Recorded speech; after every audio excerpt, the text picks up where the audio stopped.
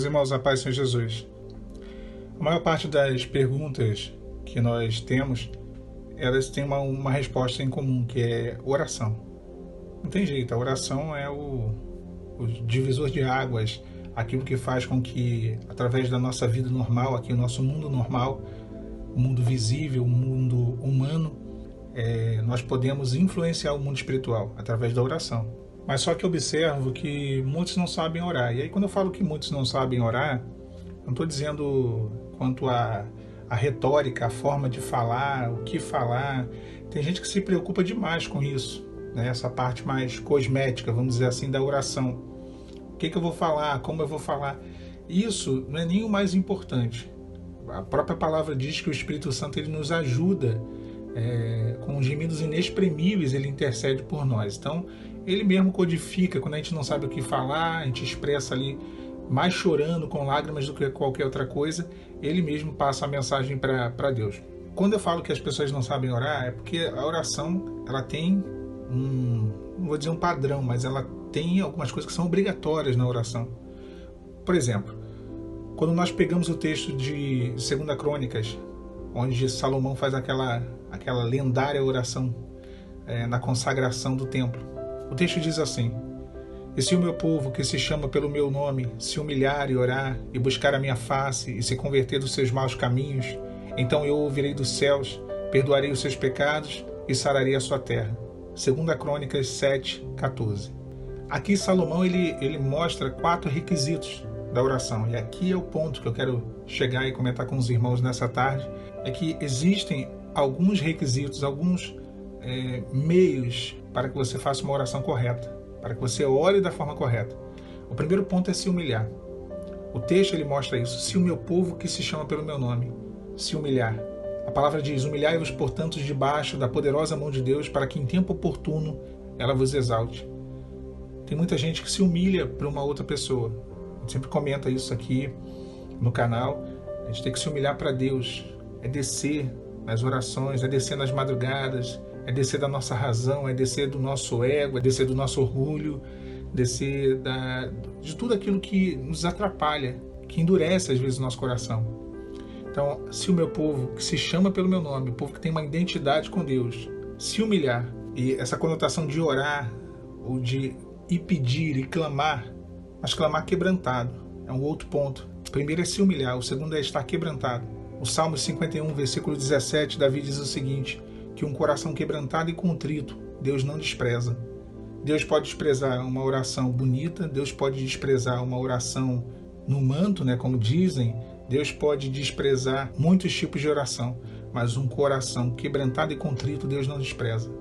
Então, o primeiro ponto é se humilhar, o segundo ponto é estar quebrantado, porque não adianta você orar e aquela oração fria, aquela oração que você parece que está falando com a parede.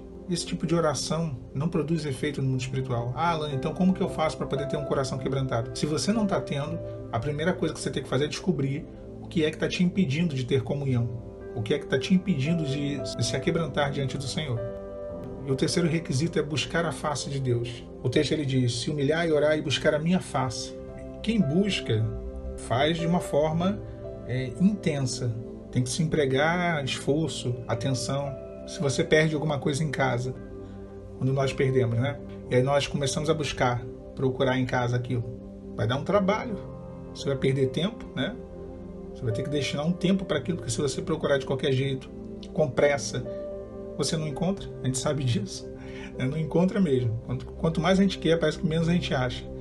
Vai perder alguma coisa em casa, eu perco coisas, depois de 2, 3 semanas eu vou achar no bolso da bermuda quando está lavando roupa. Então assim, buscar isso, é você dar uma atenção para aquilo. Será que você tem dado atenção? Será que nós temos dado atenção para a nossa oração, para a nossa busca diante do Senhor, da forma que deveríamos? A palavra diz: "Buscar-me-eis e me achareis, quando me buscardes de todo o vosso coração." Jeremias 29:13. É de todo o vosso coração, não é meio coração. Quando me buscardes de todo o vosso coração. É coração inteiro, não dividido. Olha, eu estou buscando, mas eu também estou flertando aqui com o pecado. Estou buscando, mas eu também...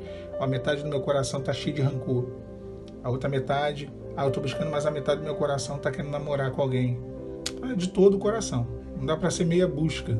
Quando buscamos de todo o coração, nós encontramos. O último requisito que Salomão ele expressa na sua oração é se converter dos seus maus caminhos. O texto ele diz, né? Se humilhar e orar e buscar a minha face e se converter dos seus maus caminhos. É uma conversão, é uma mudança de vida. Conversão é isso. Conversão não é ir lá na frente da igreja e dizer, aceita Jesus. Isso não é conversão. As pessoas dizem, o cristianismo, na verdade, de hoje, ele acha que isso é uma conversão. Quantos se converteram? Não. Quantos aceitaram Jesus? Tudo bem, pode até ser essa expressão, mas se converter não é isso. Conversão é mudança de vida, é transformação. É diferente disso, é algo mais profundo. É você deixar o pecado. Ninguém que se converte continua vivendo no pecado. Não existe conversão sem arrependimento. Não existe arrependimento sem abandono do pecado.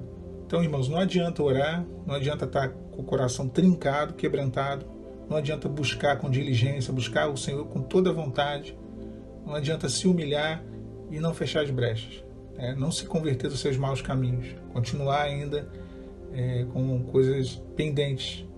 Também não adianta fechar as brechas e não ter o coração quebrantado, não se humilhar, não descer do pedestal da razão.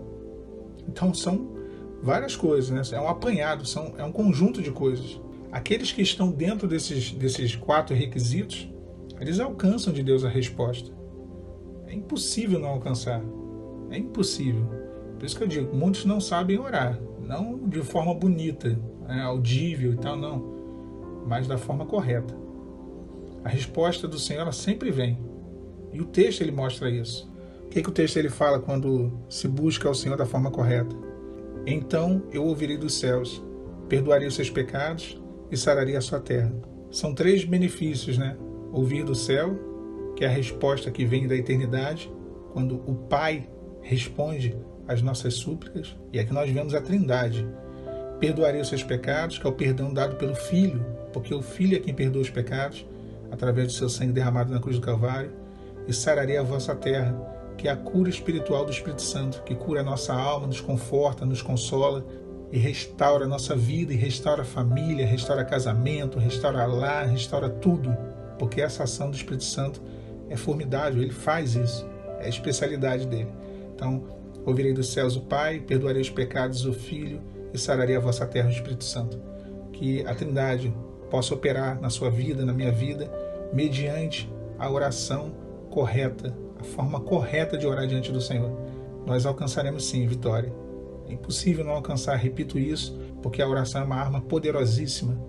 Deus ele moveu os céus e a terra em prol dos seus servos, em prol do seu povo, mediante a oração.